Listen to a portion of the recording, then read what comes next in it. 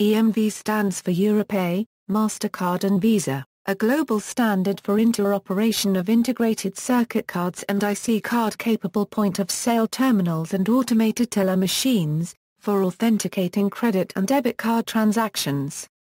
It is a joint effort initially conceived between Europay, MasterCard and Visa to ensure the security and global interoperability of chip-based payment cards.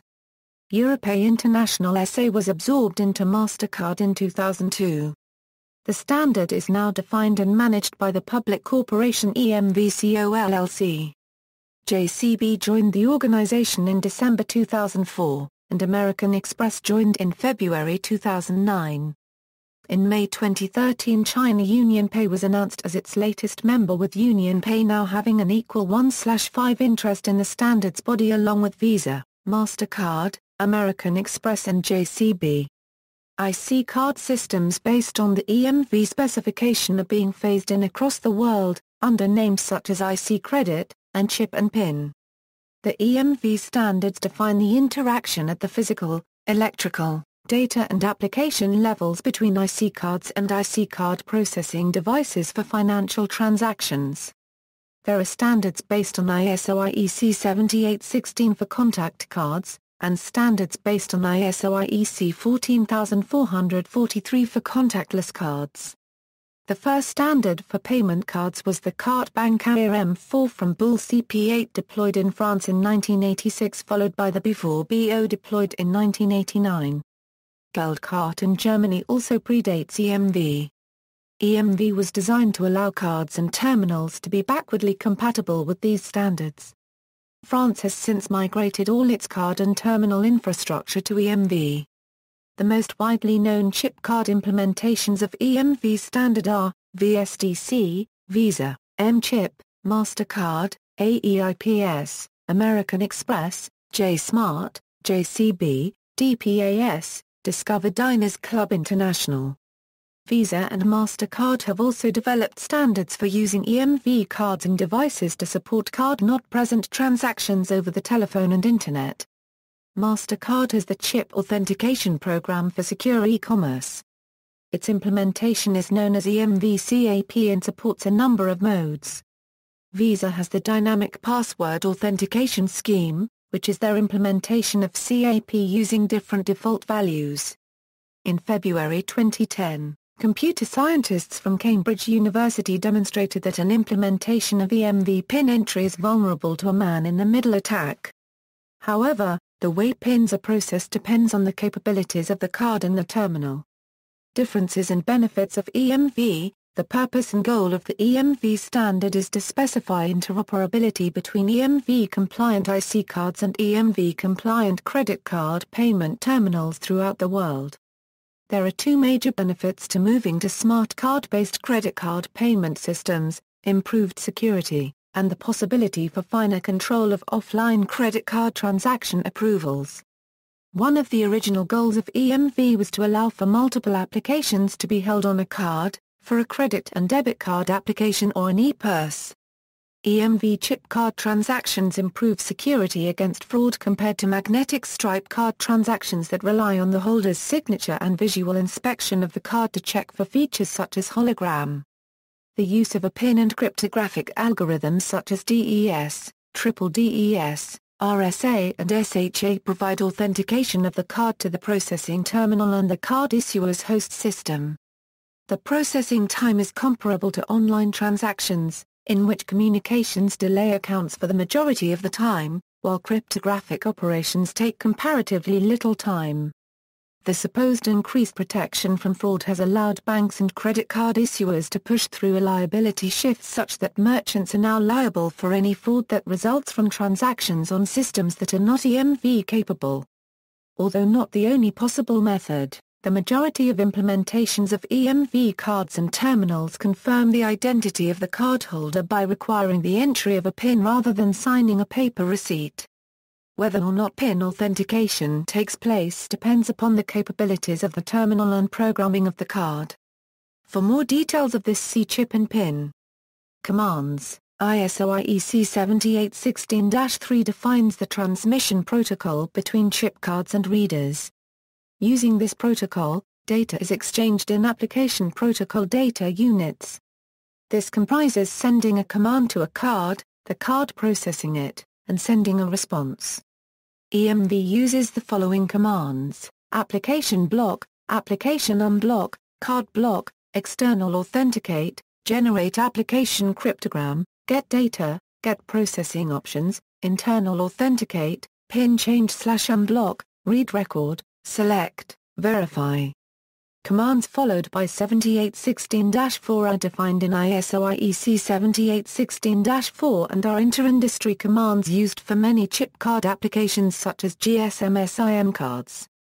Transaction flow: an EMV transaction has the following steps: application selection, initiate application processing, read application data, processing restrictions, offline data authentication, cardholder verification, terminal risk management, terminal action analysis, first card action analysis, online transaction authorization, second card action analysis, issuer script processing. Application selection: ISO IEC 7816 defines a process for application selection. The intent of application selection was to allow cards to contain completely different applications, for example GSM and EMV.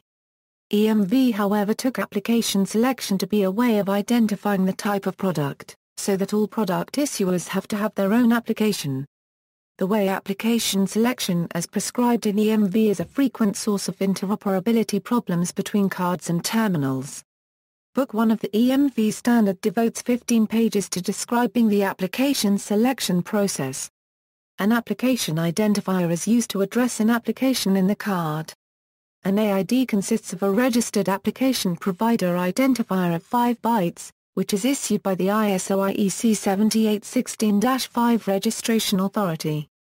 This is followed by a proprietary application identifier extension which enables the application provider to differentiate between the different applications offered.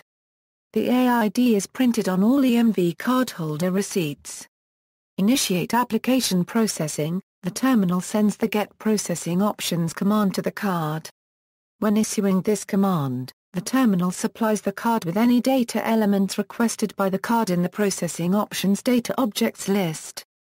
The PDOL is optionally provided by the card to the terminal during application selection. The card responds with the application interchange profile, a list of functions to be performed in processing the transaction. The card also provides the application file locator, a list of files and records that the terminal needs to read from the card. Read application data: smart cards store data in files. The AFL contains the files that contain EMV data. These all need to be read using the read record command. EMV does not specify which files data is stored in, so all the files need to be read.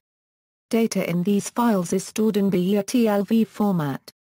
EMV defines tag values for all data used in card processing. Processing restrictions: the purpose of the processing restrictions is to see if the card should be used. 3 data elements read in the previous step are checked. Application version number, application usage control, application effective expiration dates checking. If any of these checks fails, the card is not necessarily declined. The terminal sets the appropriate bit in the terminal verification results, the components of which form the basis of an accept-decline decision later in the transaction flow. This feature allows, for example, card issuers to permit their cardholders to continue to use expired cards after their expiry date, but for all transactions made with an expired card to be performed online. Offline data authentication: offline data authentication is a cryptographic check to validate the card using public key cryptography. There are 3 different processes that can be undertaken depending on the card. Static data authentication ensures data read from the card has been signed by the card issuer. This prevents modification of data, but does not prevent cloning. Dynamic data authentication provides protection against modification of data and cloning.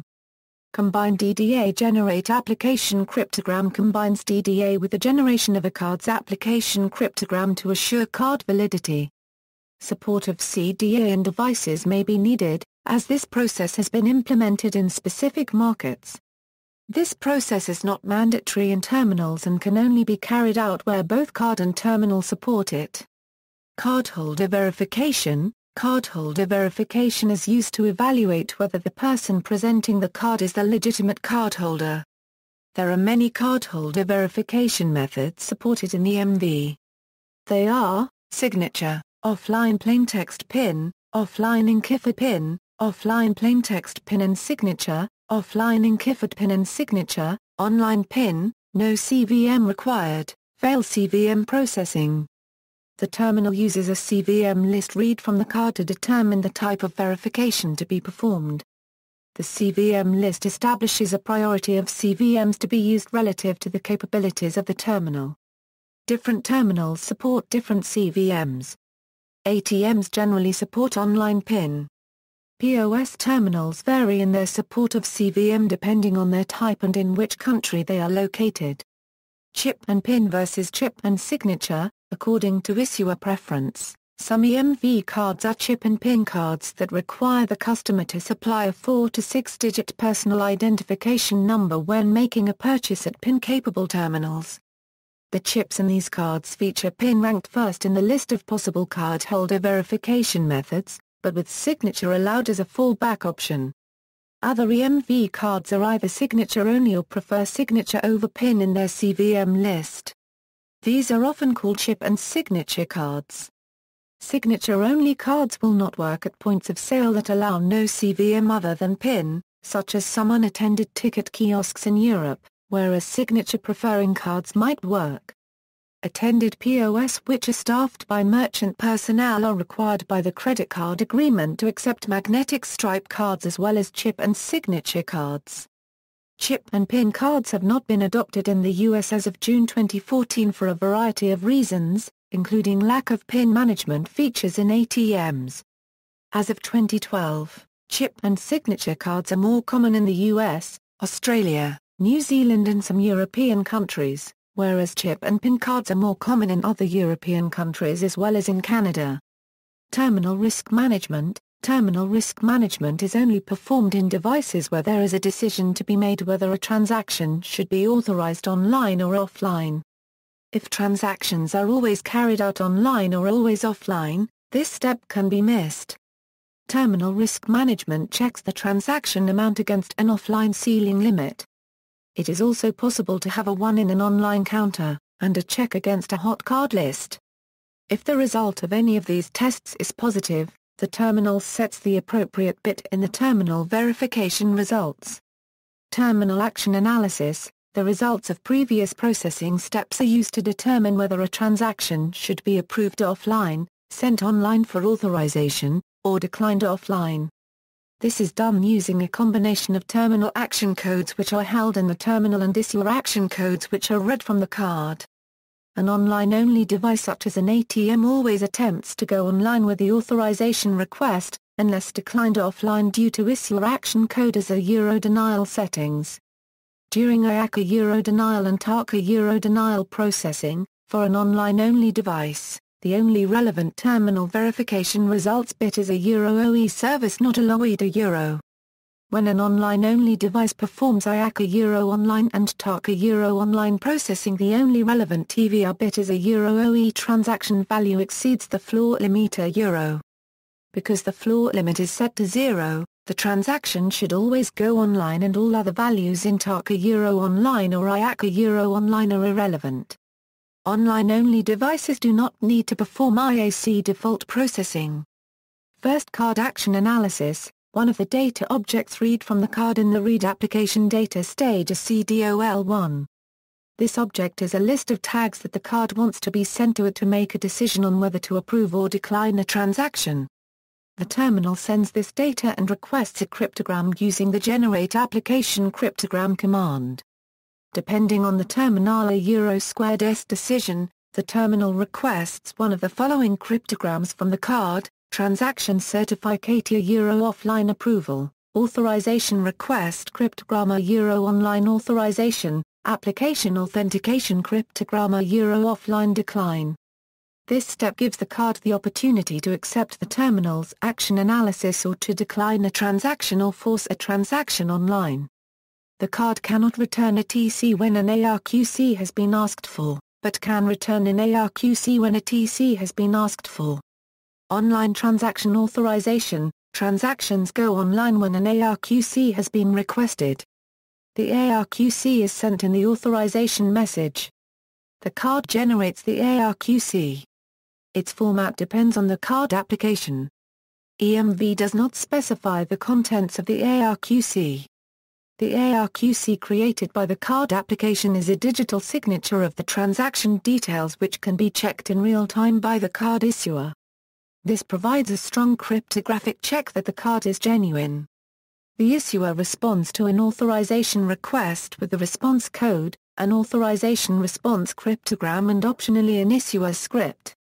Second card action analysis, CDOL2 contains a list of tags that the card wants to be sent following online transaction authorization.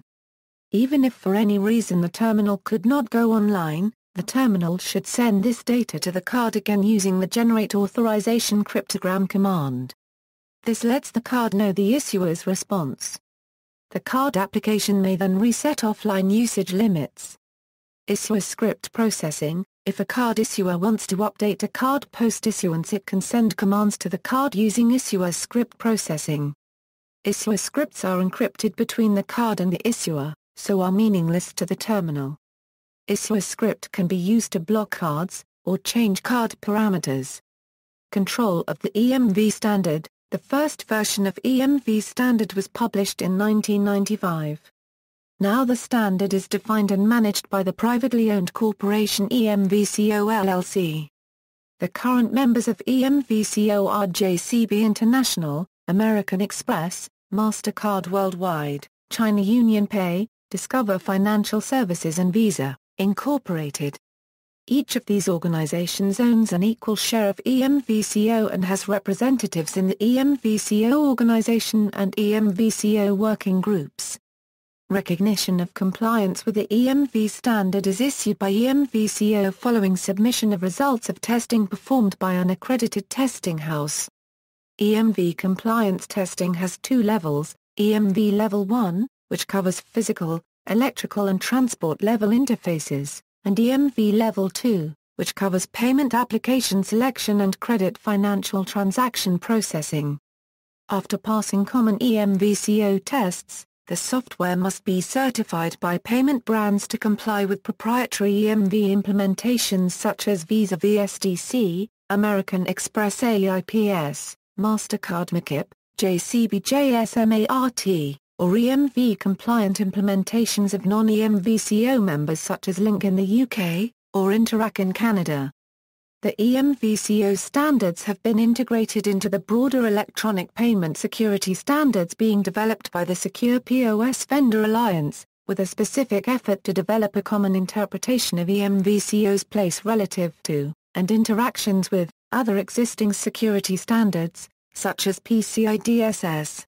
List of EMV documents and standards. Since version 4.0, the official EMV standard documents that define all the components in an EMV payment system are published as 4 books, and some additional documents. Book 1, Application Independent ICC to Terminal Interface Requirements. Book 2, Security and Key Management. Book 3, Application Specification. Book 4, Cardholder, Attendant, and Acquirer Interface Requirements. Common Payment Application Specification. EMV Card Personalization Specification. Versions. First EMV standard came into view in 1995 as EMV 2.0. This was upgraded to EMV 3.0 in 1996 with later amendments to EMV 3.1.1 in 1998. This was further amended to version 4.0 in December 2000. Version 4.0 became effective in June 2004. Version 4.1 became effective in June 2007, version 4.2 is in effect since June 2008, version 4.3 is in effect since November 2011. Vulnerabilities, opportunities to harvest pins and clone magnetic stripes. In addition to the track-to data on the magnetic stripe, EMV cards generally have identical data encoded on the chip which is read as part of the normal EMV transaction process. If an EMV reader is compromised to the extent that the conversation between the card and the terminal is intercepted, then the attacker may be able to recover both the track-to data and the PIN, allowing construction of a magnetic stripe card which, while not usable in a chip and PIN terminal, can be used, for example, in terminal devices which permit fallback to magstripe processing for foreign customers without chip cards, and defective cards.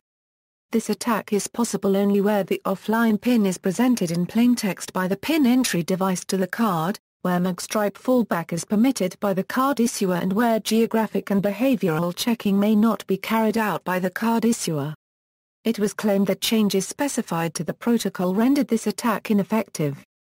APACS stated that such measures would be in place from January 2008, although tests on cards in February 2008 indicated this may have been delayed.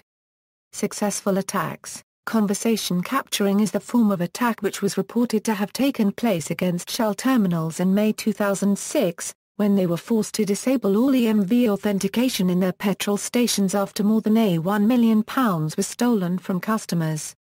In October 2008 it was reported that hundreds of EMV card readers for use in Britain, Ireland, the Netherlands, Denmark, and Belgium had been expertly tampered with in China during or shortly after manufacture so that details and pins of credit and debit cards were sent during the 9 months before over mobile phone networks to criminals in Lahore, Pakistan.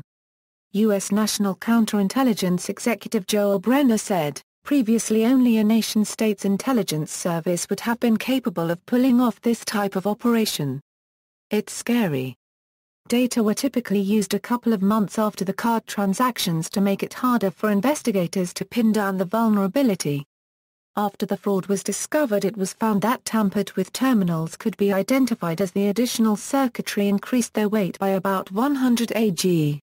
Tens of millions of pounds sterling are believed to have been stolen.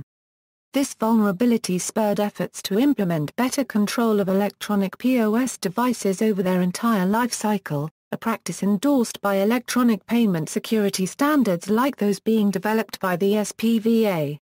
Demonstration of PIN harvesting and stripe cloning. Cambridge University researchers Stephen Murdoch and Zard Reimer demonstrated in a February 2008 BBC News Night programme one example attack, to illustrate that chip and PIN is not secure enough to justify passing the liability to prove fraud from the banks onto customers. The Cambridge University exploit allowed the experimenters to obtain both card data to create a magnetic stripe and the PIN. APACS, the UK Payments Association, disagreed with the majority of the report, saying, the types of attack on PIN entry devices detailed in this report are difficult to undertake and not currently economically viable for a fraudster to carry out. They also said that changes to the protocol would make this attack ineffective from January 2008. The fraud reported in October 2008 to have operated for 9 months was probably in operation at the time, but was not discovered for many months. 2010, hidden hardware disables PIN checking on stolen card. On February 11, 2010, Murdoch and Reimer's team at Cambridge University announced that they had found a flaw in chip and PIN so serious they think it shows that the whole system needs a rewrite that was so simple that it shocked them. A stolen card is connected to an electronic circuit and to a fake card which is inserted into the terminal. Any 4 digits are typed in and accepted as a valid PIN.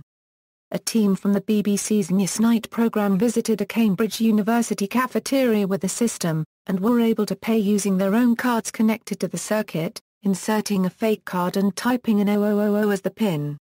The transactions were registered as normal, and were not picked up by bank security systems. A member of the research team said, even small-scale criminal systems have better equipment than we have. The amount of technical sophistication needed to carry out this attack is really quite low. The announcement of the vulnerability said, the expertise that is required is not high. We dispute the assertion by the banking industry that criminals are not sophisticated enough, because they have already demonstrated a far higher level of skill than is necessary for this attack in their miniaturized PIN entry device skimmers. It is not known if this vulnerability has been exploited. EMVCo disagreed and published a response saying that, while such an attack might be theoretically possible, it would be extremely difficult and expensive to carry out successfully, that current compensating controls are likely to detect or limit the fraud, and that the possible financial gain from the attack is minimal while the risk of a declined transaction or exposure of the fraudster is significant. When approached for comment, several banks each said that this was an industry-wide issue, and referred the NIS team to the Banking Trade Association for further comment. According to Phil Jones of the Consumers Association, chip and PIN has helped to bring down instances of card crime, but many cases remain unexplained. What we do know is that we do have cases that are brought forward from individuals which seem quite persuasive. Because the submission of the PIN is suppressed, this is the exact equivalent of a merchant performing a PIN bypass transaction. Such transactions will never succeed offline, as a card will never generate an offline authorization without a successful PIN entry. As a result of this, the transaction ARQC must be submitted online to the issuer, who will know that the ARQC was generated without a successful PIN submission and hence would be very likely to decline the transaction if it were for a high value, out of character or otherwise outside of the typical risk management parameters set by the issuer. Originally, bank customers had to prove that they had not been negligent with their PIN before getting redress, but UK regulations in force from November 1, 2009 placed the onus firmly on the banks to prove that a customer has been negligent in any dispute, with the customer given 13 months to make a claim. Murdoch said that the banks should look back at previous transactions where the customer said their PIN had not been used and the bank record showed it has, and consider refunding these customers because it could be they are victim of this type of fraud. 2011, CVM downgrade allows arbitrary PIN harvest. At the CanSec West conference in March 2011, Andrea Barisani and Daniel Bianco presented research uncovering a vulnerability in EMV which would allow arbitrary PIN harvesting despite the cardholder verification configuration of the card, even when the supported CVM's data is signed. The PIN harvesting can be performed with a chip skimmer as a tampered CVM list, which downgrades the cardholder verification method to offline PIN, is still honored by POS terminals despite its signature being invalid. Implementation: in many countries of the world, debit card and/or credit card payment networks have implemented liability shifts. Normally, the card issuer is liable for fraudulent transactions. However, after a liability shift is implemented, if the ATM or merchant's point-of-sale terminal does not support EMV, then the ATM owner or merchant will be liable for the fraudulent transaction. Africa: MasterCard's liability shift between countries within this region took place on January 1, 2006. By October 1, 2010, a liability shift had occurred for all point-of-sale transactions. Visa's liability shift for points of sale took place on January 1, 2006. For ATMs, the liability shift took place on January 1, 2008. Asian Pacific countries: MasterCard's liability shift between countries within this region took place on January 1, 2006. By October 1, 2010, a liability shift had occurred for all point-of-sale transactions, except for domestic transactions in China and Japan. Visa's liability shift for points of sale took place on October 1, 2010. For ATMs, the liability shift date is October 1, 2015, except in China, India, Japan, and Thailand, where the liability shift will be October 1, 2017. Domestic ATM transactions in China are not currently subject to a liability shift deadline. Australia: MasterCard required all point-of-sale terminals to be EMV capable by April 2013. For ATMs, the liability shift took place in April 2012. ATMs are required to be EMV compliant by the end of 2015. Visa's liability shift for ATMs is April 1, 2013. Brazil: MasterCard's liability shift took place on March 1, 2008. Visa's liability shift for points of sale took place on April 1, 2011. For ATMs, the liability shift took place on October 1, 2012. Colombia: MasterCard's liability shift took place on October 1, 2008. Canada: American Express implemented a liability shift on October 31, 2012. Discover is implementing a liability shift on October 1, 2015. For pay at the pump at gas stations, the liability shift is October 1, 2017. Interac stopped processing non-EMV transactions at ATMs on December 31, 2012, and will stop processing non-EMV transactions at point-of-sale terminals after December 31, 2015.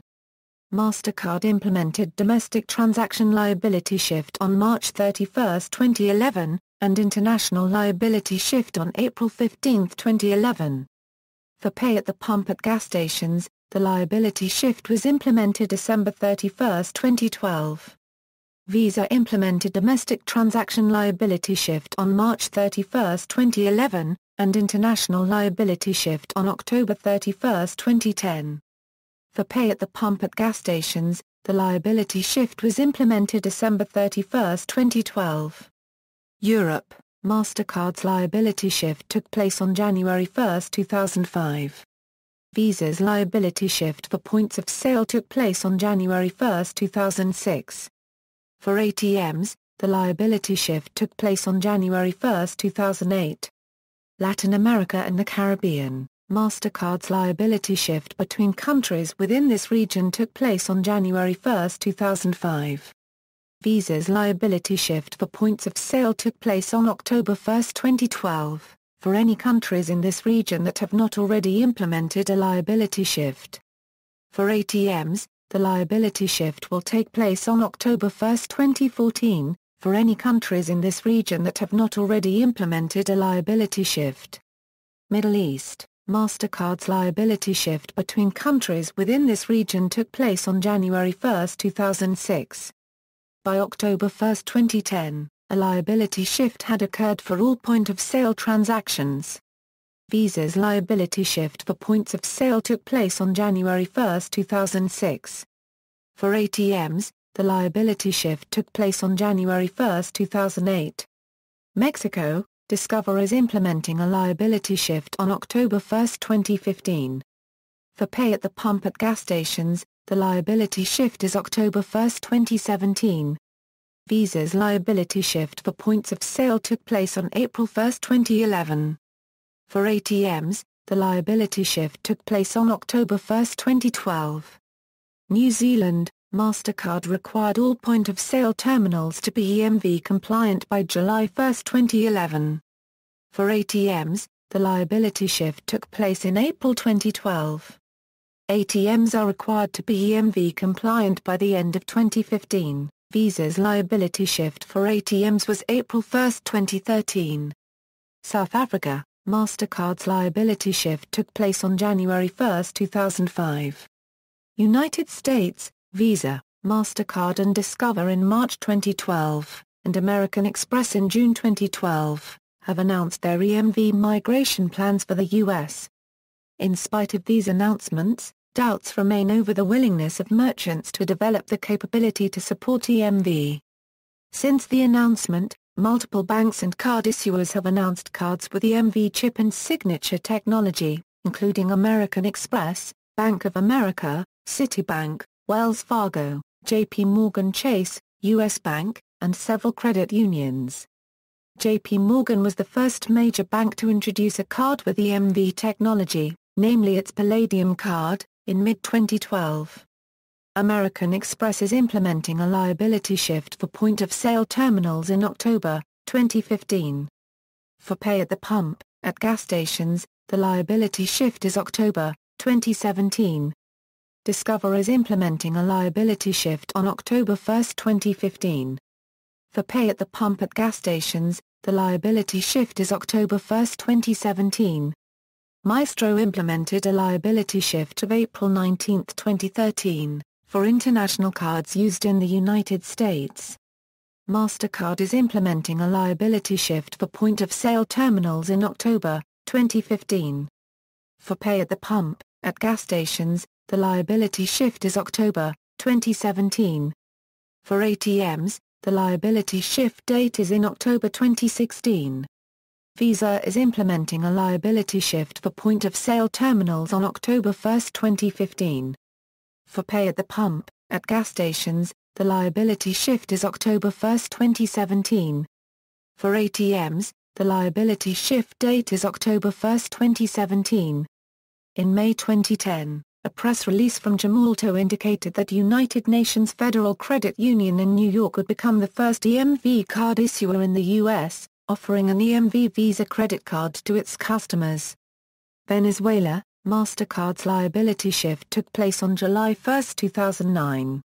See also, Supply Chain Attack, References.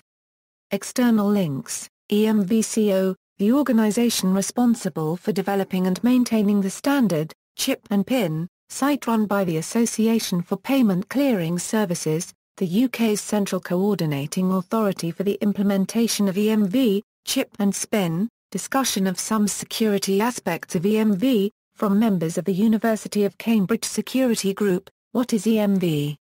A technical guide to EMV transactions, complete with a glossary of terms, a flowchart showing the stages of a typical transaction, glossary of EMV terms, a complete glossary of terms and terminology used in EMV, EMV credit card terminals, a listing of EMV credit card terminals. Cryptography of EMV cards, a clear explanation of EMV card cryptography.